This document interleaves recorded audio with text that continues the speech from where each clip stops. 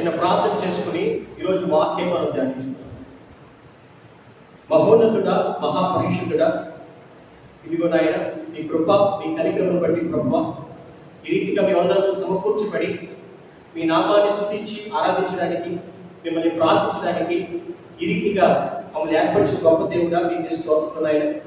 ఇదిగో ప్రభువా ఈ సత్యవాక్యమును ధ్యానిస్తూ ఉండగా, దాన్ని ప్రకటిస్తూ ఉండగా నాయన మాతో సూటిగా మాట్లాడవలసిందిగా తండ్రి, మీ వాక్యం ద్వారా మమ్మల్ని ముందుకు నడిపించవలసిందిగా, స్థిరపరచవలసిందిగా నజరేయుడైన యేసుక్రీస్తు నామములో మిమ్మల్ని ప్రార్థించి ప్రతిమాలి వేడుకుంటున్నాను మా ప్రియ పరలోక తండ్రి, ఆమేన్. ఈరోజు వాక్యాన్ని మనం ధ్యానించుకున్నాము. ఈరోజు మన వాక్య భాగము, ఈరోజు మన వాక్యాంశము సెల్ఫ్ ఇంట్రాస్పెక్షన్. ఏంటంటే సెల్ఫ్ ఇంట్రాస్పెక్షన్ అంటే ఆత్మ పరిశీలన లేదా స్వీయ ఆత్మ పరిశీలన. ఏంటండి ఈరోజు మన అంశం ఏంటి? సెల్ఫ్ ఇంట్రాస్పెక్షన్ లేదా ఆత్మ పరిశీలన. ఈ అంశం వినగానే మనకు సందేహం వస్తుంది. Why should I self introspect myself? నేను ఎందుకని నన్ను నేను ఆత్మ పరిశీలన చేసుకోవాలి? ఎందుకు చేసుకోవాలి? లేదా why is self introspection important? ఎందుకని ఒక వ్యక్తి ఆత్మ పరిశీలన చేసుకోవడము ముఖ్యము అనేటువంటి సందేహం మనకు రావచ్చు. నిజంగా మన జీవితాల్లో ఏ వ్యక్తి అయితే తన జీవితంలో ఆత్మ పరిశీలన చేసుకుంటూ ఉంటాడో, తను తాను పరీక్షించుకుంటూ ఉంటాడో, తన జీవితంలో ఎన్నో విషయాలను అతను తెలుసుకోగలుగుతాడండి. హల్లెలూయా. నా చిన్నతనంలో జరిగిన చిన్న సంఘటనని మీతో పంచుకోవాలని నేను ఇష్టపడుతున్నానండి. చిన్నప్పుడు స్కూల్లో ఎగ్జామ్స్ జరుగుతూ ఉంటాయి. Quarterly, half yearly, annually exams జరుగుతూ ఉంటాయి. ఆ మధ్యలో ఆ యొక్క first unit test, second unit test జరుగుతూ ఉంటాయి. చిన్నప్పుడు క్వార్టర్లీ ఎగ్జామ్స్ అయిపోయిన తర్వాత, వాటికి మార్క్స్ వచ్చేసిన తర్వాత మా టీచర్స్ ఏం చేసేవారంటే ఆ క్వశ్చన్ పేపర్ అంతటినీ ఎక్స్ప్లెయిన్ చేసి ఆ క్వశ్చన్ పేపర్కి ఆన్సర్స్ కూడా ఎక్స్ప్లెయిన్ చేసేవారు. వాళ్ళు ఏం చెప్పేవారంటే మీకు ఎక్కడైతే మిస్టేక్స్ వచ్చినాయో వాటిని మీరు జాగ్రత్తగా చూసుకుని వాటి యొక్క ఆన్సర్స్ మీరు కరెక్ట్గా మీరు అర్థం చేసుకుని తెలుసుకోండి, వాటిని రాసుకోండి అని చెప్పేవారు. కానీ ఎలాగే ఎగ్జామ్స్ అయిపోయినాయి కదా, మార్క్స్ కూడా వచ్చేసి ఇంకెందుకు మనం చూసుకోవడం అని చెప్పి కొంచెం వాటిని పెద్దగా పట్టించుకునేవాళ్ళు కాదు. ఆ తర్వాత క్వార్టర్లీ అయిపోయిన తర్వాత ఏమొస్తుంది? ఎగ్జామ్ హాఫ్ ఇయర్లీ ఎగ్జామ్ వస్తుంది. ఈ హాఫ్ ఇయర్లీ ఎగ్జామ్లో కూడా మళ్ళీ కొన్ని అయ్యే క్వశ్చన్స్ వచ్చాయి. మళ్ళీ అయ్యే క్వశ్చన్స్ వస్తే అక్కడ మిస్టేక్ కరెక్ట్ చేసుకోలేదు. The same mistake will happen here also. Half yearly exam రాసిన తర్వాత కూడా అక్కడ కూడా మళ్ళీ అవే మిస్టేక్స్, ఇంకా కొంచెం ఎక్కువ అన్నమాట. మరలా టీచర్ హాఫ్ ఇయర్లీ ఎగ్జామ్లో ఆ పేపర్ అంతటిని ఎక్స్ప్లెయిన్ చేసి దాని అంతటినీ రాసుకోమని చెప్పి వారు చెప్తారు. అప్పుడు కూడా సర్లే హాఫ్ ఇయర్లీ కూడా అయిపోయింది, మనం చేసేది ఏమవుతుంది, మార్క్స్ వచ్చేసింది కదా అని చెప్పి మళ్ళీ ఆ తర్వాత ఫైనల్ ఎగ్జామ్ వచ్చేటప్పటికి ఈ క్వార్టర్లో ఉన్నటువంటి మిస్టేక్స్, హాఫ్ ఇయర్లీలో చేసిన మిస్టేక్స్, వీటిని కరెక్ట్ చేసుకోకపోవడం వల్ల మరలా ఇవే కొన్ని క్వశ్చన్స్ కొన్ని అక్కడికి వచ్చినప్పుడు అగైన్ అక్కడ కూడా మళ్ళీ మిస్టేక్, అక్కడ కూడా మళ్ళీ మార్క్స్ పోవడం. అంటే క్వార్టర్లీ ఎగ్జామ్లోనే మన మిస్టేక్స్ మనం కరెక్ట్ చేసుకోగలిగితే ఆ మిస్టేక్స్ హాఫ్ ఇయర్లీ ఎగ్జామ్లో రిపీట్ అవ్వదు. అవునా కదా? హాఫ్ ఇయర్లీలో మిస్టేక్స్ మనం దాన్ని రెక్టిఫై చేసి దాన్ని తెలుసుకోగలిగితే, కరెక్ట్ చేసుకోగలిగితే అవి ఫైనల్ ఎగ్జామ్స్లో మళ్ళీ ఆ మిస్టేక్ జరగదు. ఈరోజు మన జీవితంలో మనం జీవిస్తున్నటువంటి యొక్క జీవితంలో ఈ ఆత్మ పరిశీలన ద్వారా, ఈ సెల్ఫ్ ఇంట్రాస్పెక్షన్ ద్వారా మన యొక్క తప్పులు మనం తెలుసుకోవడానికి, మన మిస్టేక్స్ మనం కరెక్ట్ చేసుకోవడానికి ఈ సెల్ఫ్ ఇంట్రాస్పెక్షన్ అనేది ఎంతో బాగా ఉపయోగపడుతుంది. హల్లెలూయా, హల్లెలూయా. 2024వ సంవత్సరము సుమారుగా 9 months కంప్లీట్ అయిపోతుంది. This is the last Sunday off the month September. అవునా కదా? మరి ఈరోజు రేపు అయితే సెప్టెంబర్ నెల క్లోజ్ అయిపోతుంది. అంటే ఒక సంవత్సరం 4 భాగాలు చేసినట్లయితే 3 భాగాలు ఫినిష్ అయిపోయాయి. మరి మనం 4వ భాగంలోకి వెళ్ళిపోతున్నాం. గడిచిపోయినటువంటి ఈ 3 భాగాల్లో గడిచిన 9 నెలల్లో మనం ఎలా జీవించాం, మనం ఏదైతే చేయాలని మనం అనుకున్నామో ఆ పనులను మనం ఎంతవరకు మనం చేయగలిగాం, ఎంతవరకు మన టార్గెట్స్ని మనం రీచ్ అవ్వగలిగాం, వ్యక్తిగతంగా, ప్రొఫెషనల్గా, లేకపోతే కుటుంబపరంగా మనం ఏ రకంగా జీవిస్తున్నామో, ఏ రకంగా జీవించామో, ఎంతవరకు మనం దేవుని కొరకు నమ్మకమైన వ్యక్తిగా ఆయన వాక్యం అనుసరించి జీవించాం గడిచినటువంటి 9 నెలల్లో అనే విషయాన్ని మనం సెల్ఫ్ ఎగ్జామిన్ చేసుకోగలిగితే, సెల్ఫ్ ఇంట్రాస్పెక్ట్ చేసుకోగలిగితే, ఆ తప్పులు జరుగుంటే కనుక, ఒక పొరపాటు జరుగుతుంటే కనుక, నష్టం ఒకరు వచ్చుంటే కనుక, ఆ నష్టానికి గల కారణాలు మనం జాగ్రత్తగా ఆత్మ పరిశీలన చేసుకోగలిగితే, ప్రభువుని అడగగలిగితే, ఆయన మనలో చక్కగా చెప్పే దేవుడు అండి. హల్లెలూయా. ఒకవేళ అది నష్టమే అయినా, పొరపాట్లే అయినా, తప్పులైనప్పటికీ కూడా ఆ తప్పుని తప్పుగా మనం వదిలేయకుండా వాటిని మనం ఆత్మ పరిశీలన చేసుకుంటూ, వాటిని మనం సాల్వ్ చేసుకుంటూ, తెలుసుకుంటూ, ఆ విషయాల్లో మనల్ని మనం డెవలప్ చేసుకోగలిగితే ఆ పొరపాటుని మళ్ళీ మనం చేయకుండా మనం ఉండగలుగుతాం. హల్లెలూయా. ఇదే ఈరోజు మన వాక్యాంశం. సెల్ఫ్ ఇంట్రాస్పెక్ట్ అవర్ సెల్ఫ్, ఆత్మ పరిశీలన, స్వీయ ఆత్మ పరిశీలన, మనల్ని మనం పరీక్షించుకోవడం, మనల్ని మనం పరిశీలన చేసుకోవడం అది చాలా ముఖ్యమండి. కొరింథీ పత్రిక 2వ కొరింథీలు 13వ అధ్యాయము 5వ వచనం చదువుకున్నట్లయితే, 2 Corinthians, మీరు విశ్వాసము గలవారై ఉన్నారో లేదో మిమ్మును మీరే శోధించుకుని చూచుకొనుడి, మిమ్మును మీరే పరీక్షించుకొనుడి. మీరు భ్రష్టులు కాని ఎడల యేసుక్రీస్తు మీలోనున్నాడని మిమ్మును గూర్చి మీరే ఎరుగరా. ఇక్కడ అపోస్తలుడైనటువంటి పౌలు స్పష్టంగా ఆయన యొక్క పత్రికల్లో, ఈ కొరింథీ పత్రికలో ఆయన స్పష్టంగా చెప్తారండి, మీరు విశ్వాసము గలవారై ఉన్నారో లేదో మిమ్మల్ని మీరే పరీక్షించుకోండి. మీరు భ్రష్టులు కాని ఎడల యేసుక్రీస్తు ప్రభువు మీలో ఉన్నాడని మిమ్మల్ని గూర్చి మీరే ఎరుగరా.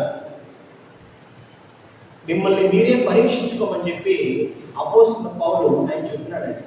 ఏమండి, చెప్పినటువంటి అపోస్తలుడైన పౌలు జీవితాన్ని మనం ఒకసారి ధ్యానిద్దాం. ఆయన పౌలుగా మారక మునుపు, ఆయన సౌలుగా ఉన్నప్పుడు యేసుక్రీస్తు ప్రభువుని నమ్ముకున్న అనేక మందిని ఆయన హింసిస్తూ ఉండేవారు, వారిని శోధిస్తూ ఉండేవారు, వారి మరణాన్ని ఆయన సమర్పిస్తూ ఉండేవారు. అలాంటి సౌలు తన జీవితంలో మరి ఒకానొక సందర్భంలో ఆ యొక్క ప్రధాన యాజకుల యొక్క ప్రోత్సాహంతో, ఆ యొక్క పరిసయ్యుల యొక్క ప్రోత్సాహంతో మరింత మందిని హింసించడం కొరకు, మరింత మందిని యేసుక్రీస్తు ప్రభుని నమ్ముకుంటున్న వారిని, ఆయన పట్ల విశ్వాసం ఉంచుతున్న వారిని హింసించడానికి ఆయన దమస్కు అనేటువంటి ప్రాంతానికి ఆయన వెళ్తూ ఉన్నాడండి. వెళ్తూ ఉన్న క్రమంలో ఒక ప్రకాశమైన వెలుగు ఆయన మీద ప్రకాశించినట్లుగా మనం బైబిల్లో చూస్తాం.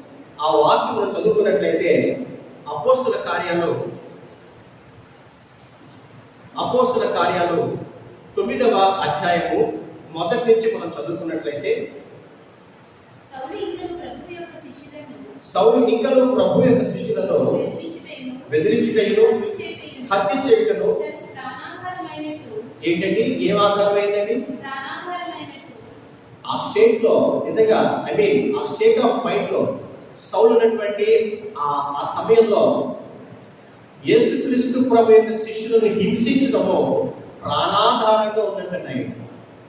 అదే అదే అదే తన జీవితంలో అదే ఒక గొప్ప పనిగా, గొప్ప విషయంగా ఆయన అనుకుంటూ అలా హింసిస్తున్నాడు. ఇప్పుడు కూడా అనేక మంది వారికి ఉన్నటువంటి వ్యసనాలను బట్టి, వారికి ఉన్నటువంటి ఆ యొక్క చెడు అలవాట్లను బట్టి, ఆ యొక్క ఇష్టానుసారమైన జీవితాన్ని బట్టి అదే గొప్ప విషయంగా, అదే ప్రాణాధారంగా అనుకుంటూ ఉంటారు. అబ్బా, నేను ఎంత గొప్పండి, నాకు నచ్చినట్టుగా నేను చేస్తున్నాను, నా ఇష్టానుసారం నేను జీవిస్తున్నాను అని వాళ్ళు అనుకుంటూ ఉంటారు. అప్పుడు కూడా ఆయన సౌలు గారు అలాగే ఆయన అనుకున్నాడు. వాళ్ళని హింసించడమే ప్రాణాధారం అనుకున్నాడు. చదవండి. ఈ మార్గమందు ఈ మార్గమందున్న పురుషులను స్త్రీలను కనుగొనేలా వారిని బంధించి యెరూషలేమునకు తీసుకుని వచ్చుటకు దమస్కులోని సమాజం వారికి పత్రికలిమ్మని అడిగాను. Is asking for the permissions. వాళ్ళు ఇంకా టార్చర్ చేయడానికి ఆయన పత్రికలు ఇవ్వమంటాడు, ఇంకా పర్మిషన్ ఇవ్వమంటాడు అనమాట. అప్పుడు అతను ప్రయాణం చేయించు దమస్కు దగ్గరకు వచ్చినప్పుడు అకస్మాత్తుగా ఆకాశం నుండి ఒక వెలుగు అతని చుట్టూ ప్రకాశించింది. అప్పుడు నేల మీద పడి సౌలా సౌలా నీవేళ నన్ను హింసించుచున్నావని తనతో ఒక స్వరం పలుకుగా వినెను. ప్రభువా నీవెవడవని అతను అడుగగా ఆయన నేను నీకు హింసించుచున్న యేసును అని చెప్పాడు. చాలు. ఎప్పుడైతే యేసుక్రీస్తు ప్రభు ఒక ప్రకాశమైన వెలుగుగా ఇక సౌలు దగ్గరికి ఆయన వచ్చినప్పుడు ఆ వెలుగు ఎప్పుడైతే సౌలు మీద పడిందో ఆ తర్వాత ఆయన కనుచూపు పనిచేయడం, కళ్ళు కనిపించడం. ఆ దమస్కు పట్టణానికి ఆయన చేయి పట్టుకుని తీసుకెళ్తారు. తీసుకెళ్ళిన తర్వాత మరి ప్రభువుని చూశారు కదండి, ఆయన స్వరం విన్నారు, ఆయన వెలుగు చూసిన తర్వాత ఈ సౌలులో ఒక ప్రత్యేకమైన మార్పు రావడం ప్రారంభించింది. అతడు 3 దినములు చూపు లేక అన్నపానం లేని ఉంచుకున్నాడు. అంటే ఆ 3 రోజులు కూడా తన జీవితంలో తాను జీవించినటువంటి ఆ గత జీవితాన్ని ఆయన పరిశీలన చేసుకుంటూ, ఆత్మ పరిశీలన చేసుకుంటూ బహుశా అన్నపానములు కూడా తీసుకోవాలని అతనికి అనిపించలేదు. ఆ 3 రోజులు కూడా ఆయన ఒక ఉపవాసంగా తాను జీవించినటువంటి ఆ యొక్క గత జీవితపు ఆ యొక్క పొరపాట్లను బట్టి, ఆ యొక్క తప్పులు బట్టి, వాటిని తెలుసుకోవడం బట్టి తనలో తాను బాధపడుతూ, తనలో తాను ఎంతగానో చింతించి ఆ 3 దినాలు కూడా ఆయన ఏమీ అన్నపానం ఏమి తీసుకోకుండా. సాధారణంగా అన్నపానం ఎప్పుడు తీసుకోనండి? చక్కగా ఆరోగ్యంగా ఉన్నప్పుడు, సంతోషంగా ఉన్నప్పుడు మనం అన్నపానం మానేస్తామండి? లేదు కదండి. ఏదైనా ఒక అనారోగ్యం వచ్చినప్పుడు, లేక హృదయంలో ఒకలాంటి వేదన, ఒక బాధ కలిగినప్పుడు ఆహారం మీద మనకి ఆసక్తి ఉంటుంది, అవునా కాదండి? ఎప్పుడైతే సౌలు తన జీవితంలో ఆ సెల్ఫ్ ఇంట్రోస్పెక్షన్ జరిగిందో, ఎప్పుడైతే తన ఆత్మ పరిశీలన చేసుకుని నేను చేస్తున్న తప్పు అని తెలుసుకున్నాడో 3 దినాల పాటు అన్నపానం లేకుండా క్రీస్తు విరోధి, క్రీస్తు పక్షంగా ఆయన మారడం మనం చూస్తున్నాం. హల్లెలూయా. ఆ తర్వాత మనం చూసినట్లయితే దమస్కులో అననీయ అని ఒక శిష్యుడు ఉన్నాడు. నేను చదువుతానండి. ప్రభు దర్శనమందు అననీయ అని అతన్ని పిలువగా అతడు ప్రభువా ఇదిగో నేనున్నానని. అందుకు ప్రభు నీవు లేచి తిన్నది దనబడిన వీధికి వెళ్ళి యూదా అను వారి ఇంట తార్సువాడైన సౌలు అని వారి కొరకు విచారించుము. ఇదిగో అతడు ప్రార్థన చేయించున్నాడు అని చెప్పాడండి. ఆయన ఏం చేస్తాడండి? ప్రార్థన చేస్తున్నాడు. క్రీస్తును నమ్ముకున్న వారిని హింసించినటువంటి సౌలు అదే ప్రభువుకి ప్రార్థన చేయడం ప్రారంభించింది. దీనికి కారణం ఏమైందంటారు? కారణం ఏంటి? తన జీవితంలో ప్రాణాధారముగా ఎంచుకున్నటువంటి ఆ జీవన విధానము తప్పని తెలుసుకున్నాడు. అప్పటి వరకు తాను జీవించినటువంటి జీవితాన్ని ఆత్మ పరిశీలన చేసుకుని వాటిని చూసినప్పుడు ప్రభు ద్వారా బోధింపబడిన వాడే అది తప్పును తెలుసుకుని ఇప్పుడు నూతనంగా మార్చబడి ప్రభువుకి ప్రార్థన చేస్తున్నాడు. ఆ తర్వాత దేవుని కొరకు సాక్షిగా మారాడు. అపోస్తుల పౌలుగా మారాడు. అనేక పత్రికలను రాశాడు. గొప్ప పరిచర్యాన్ని చేసినట్టుగా మనం చూస్తాం. ఈరోజు మన జీవితంలో ఈ సెల్ఫ్ ఇంట్రోస్పెక్షన్, యొక్క ఆత్మ పరిశీలన అనేది మనం ఖచ్చితంగా చేసుకోవాలి. గడిచిపోయినాయి 3 భాగాలు, 9 నెలలు ఈ సంవత్సరంలో గడిచిపోయినాయి. మిగిలినటువంటి ఈ సమయంలోనైనా గడిచిపోయినటువంటి ఆ యొక్క కాలం జరిగిన తప్పుల్ని మనం తెలుసుకుని ఆ తప్పుల్ని మనం సరిచేసుకుంటూ ప్రభు పాదాల దగ్గర మనం ప్రార్థనాపూర్వకంగా క్షమించమని అడిగి మనం పశ్చాత్తాపడి వాటి నుండి మనం గుణపాఠాలు నేర్చుకుని ఈ మిగిలిన సమయంలో ఇంకా బెటర్గా, ఇంకా మేలుకరంగా ఉండడానికి మనం ప్రయత్నం చేయగలిగితే అది మనకి ఎంతో ఆశీర్వాదకరం. హల్లెలూయా, హల్లెలూయా. ఈరోజు ప్రభు మనతోనే మాట్లాడుతున్నాడు. ఈరోజు ప్రభు ఆయన సూటిగా స్పష్టంగా మనతో మాట్లాడుతున్నాడు. బైబిల్ గ్రంథంలో మరొక ఉదాహరణ చూసినట్లయితే, ఆనాడు దేవుడైనటువంటి యెహోవా యోనా భక్తుడితో చెప్పాడు, యోనా నీవు నీనివే పట్టణానికి వెళ్ళు. అది 3 దినముల ప్రయాణమంతా మహాపట్టణము. వారి యొక్క క్రియలు బహు ఘోరంగా ఉన్నాయి. వారు ఎంతో పాపాలు వారు చేస్తున్నారు. ఆ పట్టణాన్ని నాశనం చేయబోతున్న ఒక సమాచారం వాళ్ళకి నువ్వు వెళ్ళి ప్రకటించు అని అంటే ఆయన ఏం చేసి మనకు తెలుసు. నీనివేకి వెళ్ళమంటే ఆయన తార్షీషుకు ఓడ బుక్ చేసుకుని అక్కడికి వెళ్ళడానికి ప్రయత్నం చేశాడు. ఆ తర్వాత ఏదో మనకు తెలిసాడు. మొత్తానికి తప్పు తెలుసుకున్న తర్వాత మరలా దేవుడు ఆయన్ని నీనివే పట్టణానికి వెళ్ళమన్నప్పుడు యోనా అక్కడికి వెళ్తాడు. వెళ్ళి 1 దిన ప్రయాణంలో దూరం అక్కడికి వెళ్ళిన తర్వాత ఈ పట్టణము 40 రోజుల తర్వాత నాశనం చేయబడుతుంది అని ఆయన ప్రకటించాడు. ఎప్పుడైతే యోనా దేవుడు చెప్పినటువంటి మాటలను నీనివే పట్టణస్తులకు ప్రకటించాడో, మరొక 40 రోజుల్లో ఈ పట్టణము నాశనం అవబోతుంది అని ఎప్పుడైతే యోనా చెప్పాడో, వాళ్ళు ఎలాగా మనం 40 రోజుల్లో నాశనం అయిపోతుంది కదా, ఇంకా మనం ఎంజాయ్ చేద్దాం, 40 రోజులు బాగా ఎంజాయ్ చేసేద్దాం, ఆ తర్వాత ఎలాగో వస్తుందిలే అని వారు అనుకోలేదు. వారు తప్పు చేస్తున్నారు, వారు పాపం చేస్తున్నారు, వారు సరైనటువంటి జీవితాన్ని వారు జీవించట్లేదు అని వారు తెలుసుకుని, ఎప్పుడైతే వాళ్ళని సెల్ఫ్ ఎగ్జామిన్ చేసుకున్నారో, ఎప్పుడైతే వాళ్ళని సెల్ఫ్ ఇంట్రాస్పెక్ట్ చేసుకున్నారో, ఆత్మ పరిశీలన చేసుకున్నారో, అప్పుడు మరి వారు చేసిన ప్రతి తప్పును బట్టి, ప్రతి పొరపాటును బట్టి వారందరూ కూడా పశ్చాత్తాపడడం ప్రారంభించారు.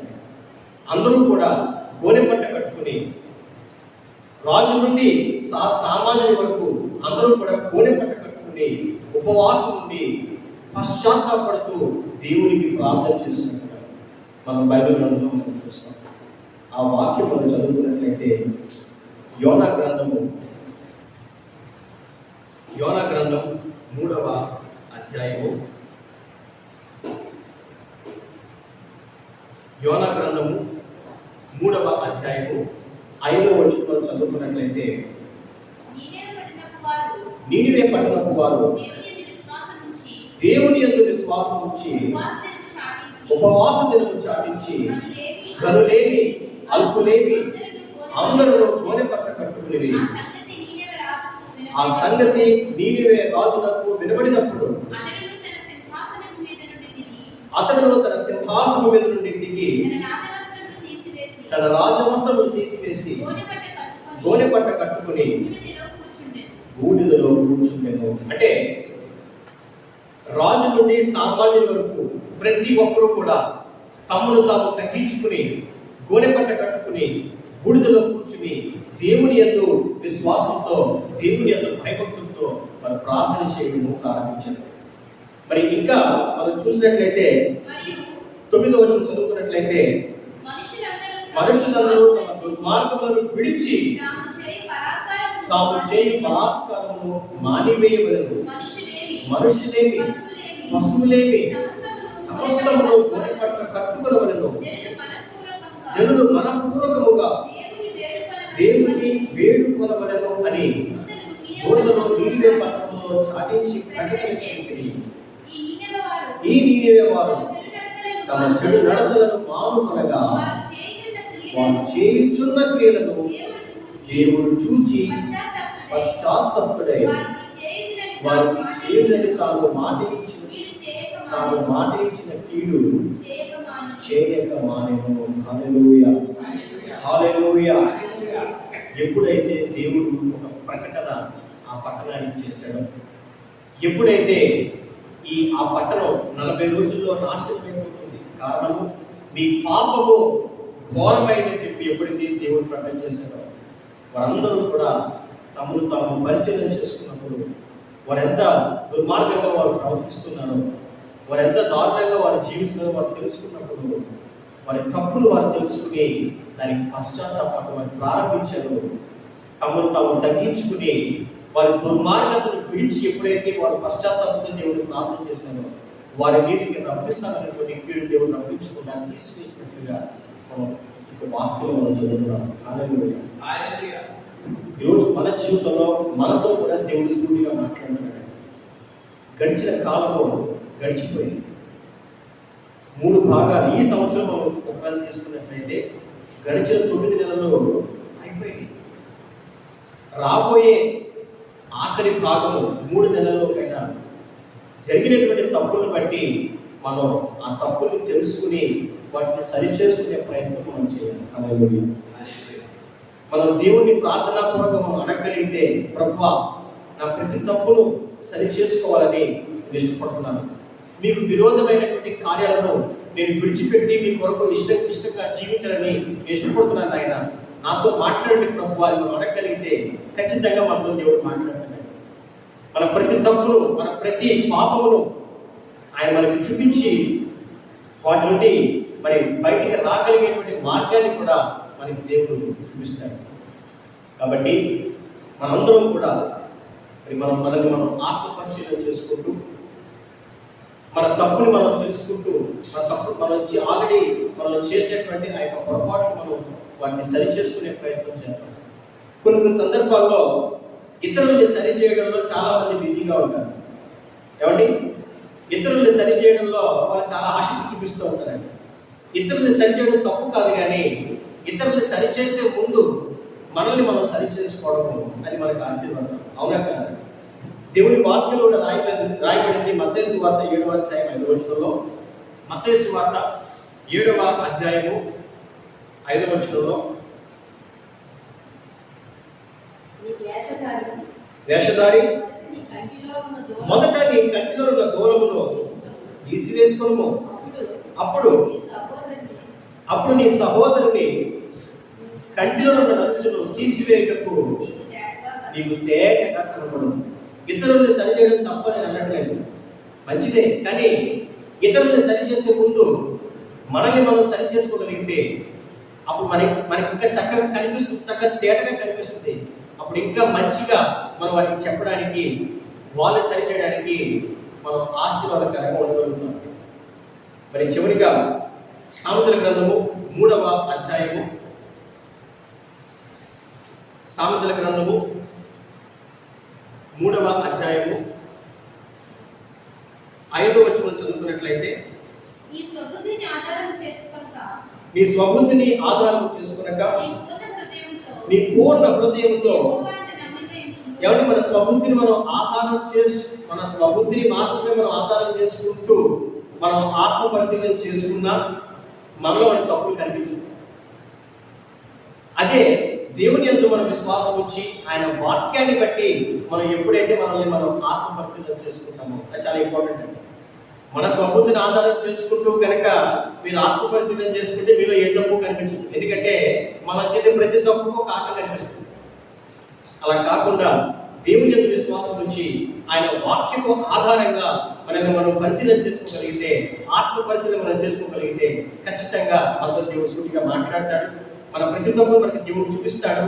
మనం పశ్చాత్తాపంతో మనం ప్రార్థన చేసినప్పుడు దాని నుంచి మరి విడుదల పొందగలిగే మార్గాన్ని కూడా మనకి దేవుడు చూపిస్తాడు. హల్లెలూయా. మరి ఇంకా చదువుకున్నట్లయితే అదే 6వ వచనం చదువుకున్నట్లయితే, నీ ప్రవర్తన అంతటి యందు ఆయన అధికారమునకు ఒప్పుకొనుము, అప్పుడు ఆయన నీ త్రోవను చేయను. నేను జ్ఞానిని కదా అని నీవు అనుకొనుము. యెహోవా యందు భయభక్తులు కలిగి చెడుతనము విడిచిపెట్టుము. చాలండి. యెహోవా యందు భయభక్తులు కలిగి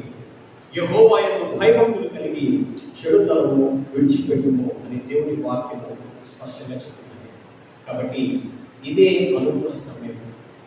గడిచిన కాలంలో మనం చేసినటువంటి ప్రతి తప్పు, ప్రతి పొరపాటును మనం ఆత్మ పరిశీలన ద్వారా దేవుని వాక్యం ద్వారా మనం ఆత్మ పరిశీలన చేసుకుందాం. మన ప్రతి తప్పును మనం సరిచేసుకుందాం. పశ్చాత్తాపం దేవుని ప్రార్థన చేద్దాం. రాబోయేటువంటి ఆ చివరి భాగం 3 months టైంలో ఇంకా బెటర్గా, ఇంకా మెరుగుగా దేవుని కొరకు నమ్మకమైన సాక్షిగా మనం జీవితం. దేవుడు తన పరిశుద్ధ వాక్యం దీవించి ఆశీర్వదించుగాక. ఆమె ప్రార్థన చేసుకున్నాం. మహోన్నతుడ, మహాపరిశుద్ధుడ, విత్తబడినటువంటి ఈ వాక్యము మా హృదయాల్లో నాటపడి ఫలింపచేయటకు సహాయం చేయండి. ఇదిగో ప్రభువా, మీరు మీ వాక్యం ద్వారా మాతో మాట్లాడినందుకు తండ్రి ప్రభువా, సెల్ఫ్ ఇంట్రాస్పెక్ట్ చేసుకోవడం ద్వారా, దేవుని వాక్యం ద్వారా మమ్మల్ని మేము ఆత్మ పరిశీలన చేసుకుంటూ తండ్రి మీ యొక్క ఆత్మ సహాయం ద్వారా ఆ ప్రతి తప్పును, ఆ ప్రతి పొరపాటును ప్రభు సరి చేసుకోవడానికి సహాయం చేయండి. మరి గడిచిన కాలంలో మరి తెలుసో తెలియకో ఎన్నో తప్పులు, ఎన్నో పొరపాట్లు మేము చేసాం నాయన. వాటన్నింటినీ ప్రభు మాకు చూపించండి. వాటన్నింటినీ సరి చేసుకోగలిగేటువంటి అవకాశాన్ని మాకు దయచేస్తుంది ప్రభు. మీ కొరకు నమ్మకమైన సాక్షిగా, మీ కొరకు యథార్థంగా జీవించడానికి మా అందరికీ మీరు సహాయం దయచేయవలసిందిగా తండ్రి ప్రభువా, మీ కృప, మీ కనికరములు మా ఎదుట నడిపించవలసిందిగా నజరేయుడైన యేసుక్రీస్తు వారి అతి పరిశుద్ధ నామములో మిమ్మల్ని ప్రార్థించి ప్రతిమాలే వేడుకుంటున్నాము మా ప్రియ పరలోకపు తండ్రి. ఆమేన్, ఆమేన్, ఆమేన్. పరలోకమందున్న మా తండ్రి, మీ నామము పరిశుద్ధపరచబడుగాక, మీ రాజ్యం వచ్చుగాక, మీ చిత్తము పరలోకమందు నెరవేరినట్లు భూమి అందు నెరవేరుగాక. మా అనుదిన ఆహారం మాకు దయచేయండి. మా రుణస్తులు మేము క్షమించిన ప్రకారం తండ్రి మనము క్షమించండి. మమ్మల్ని శోధనలోనికి తేక దృష్టి నుంచి మమ్మల్ని కాపాడండి. ఎందుకనగా రాజ్యములో మహిమయు బలమైన శక్తి ఇప్పుడు ఎల్లప్పుడూ నిరంతరం నీవై ఉన్నావు మా ప్రియ పరలోకపు తండ్రి. ఆమేన్, ఆమేన్, ఆమేన్. అందరికీ